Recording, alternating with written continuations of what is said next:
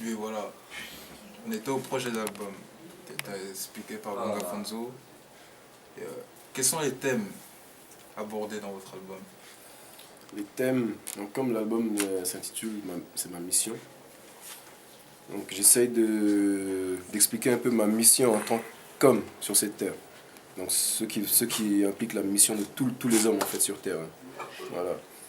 Donc la mission, donc c'est assez vague, hein. Vous trouverez les croyances en Dieu, c'est des choses dont je ne parlais pas, mais bon, avec, en avançant dans la vie, on comprend beaucoup de choses, donc ça s'agit.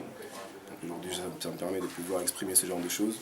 Donc, toujours aussi militant quand même, hein, donc on parle de ce qui se passe dans le monde, hein, la famille, donc les grandes lignes. Voilà. On s'amuse aussi un peu, hein. On a tous une femme aussi, hein.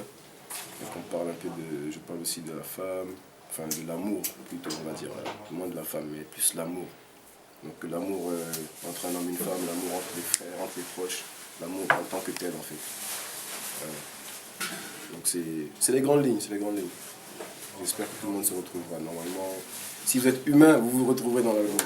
Ok. Voilà. Sachez que vous avez tous une mission. Le message a été bien clair alors. Et j'ai une autre question. Et que pensez-vous de l'actualité du hip-hop en ce moment?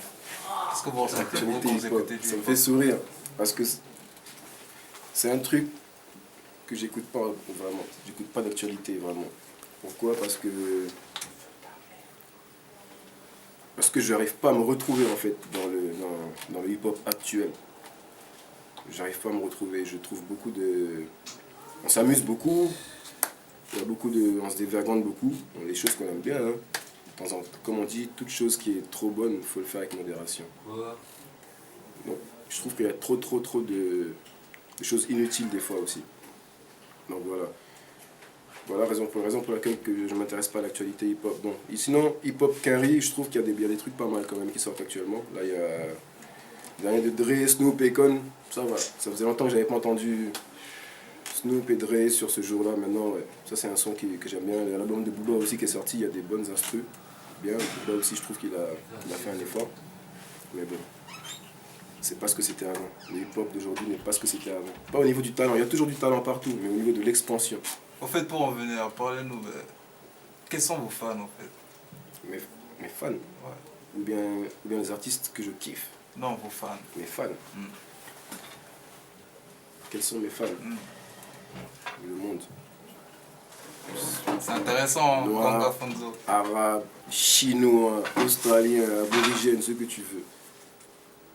Ce que tu veux. Tant que tu as le sang qui coule dans les veines, que tu es capable de saisir ce que j'explique, si tu te retrouves, ben, tu es un fan. Quoi? Et comment vous pensez faire vivre votre album à votre entourage? Le faire vivre à mon entourage. C'est-à-dire, comment vous partagez votre musique avec vos frères, vos soeurs, vos amis? Comment ça se passe quoi?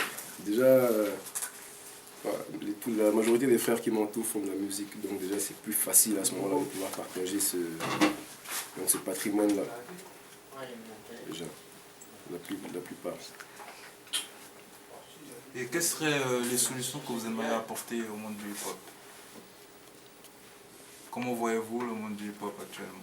Pour moi, la solution dans le hip-hop, le problème c'est le business, réellement. Les MC en tant que... Il y a des MC. Il y a des grands, il y a des gros talents en France. Même les talents qu'on voit, même ceux qu'on voit à la télé, ce sont des talents. Vous allez dans n'importe quelle cité aujourd'hui en France, même dans les zones pavillonnaires, partout, vous trouverez des MC. Et vous trouverez des talents. Le problème n'est pas là. Le problème c'est l'industrie, c'est qu'aujourd'hui, en matière de business, tout est fermé. Donc il y a en fait quelques réseaux, donc, qui ont le monopole et qui gèrent tout. Donc si tu ne rentres pas dans ce réseau-là, tu n'es pas visible, tu ne peux pas vivre de la musique. Donc la musique en France, pour moi, surtout le hip-hop, n'est pas un métier en tant que tel. Alors qu'aujourd'hui, dans les pays développés, comme on va prendre les États-Unis, l'Angleterre, la musique c'est un métier. On ne peut pas dire on est artiste et avoir honte en fait. Aujourd'hui en France, quand on est artiste musicien, quand moi je dis je suis artiste musicien, on me dit oui, ok, c'est ta passion. Et c'est quoi ton métier? Vous comprenez? Parce qu'aujourd'hui, il y a un système qui est comme ça. Un système qui fait qu'il y a une minorité qui peut rentrer dedans. Donc pour moi, la solution, ce serait de déjà développer le business de la musique, c'est-à-dire créer plus d'entités indépendantes, c'est-à-dire qu'il y ait des... Aujourd'hui, on a Internet, on est en 2010, il y a les iPhones, vous avez... Nous-mêmes, aujourd'hui, avec les outils qu'on a, on peut créer des petites choses, c'est-à-dire faire des émissions à notre niveau, comme qu'il y ait des gens qui aiment la musique, qui s'intéressent, qui aiment vraiment, qui veulent faire... Tu n'es pas obligé de passer à TF1 pour être journaliste. Tu peux être journaliste de ton quartier. C'est pas un métier, tu n'es pas encore payé, mais c'est une vocation déjà. Voilà, c'est en commençant d'abord petit, on rassemble plus et on grossit. S'il y a une émission qui produit des rappeurs dans chaque cité, bah, croyez-moi que ça va se savoir. Que dans chaque quartier, il y a une émission qui présente les MC de ce quartier-là. Et quel message aimeriez-vous apporter à ces jeunes qui veulent faire du hip-hop en ce moment, à la nouvelle génération? La nouvelle génération.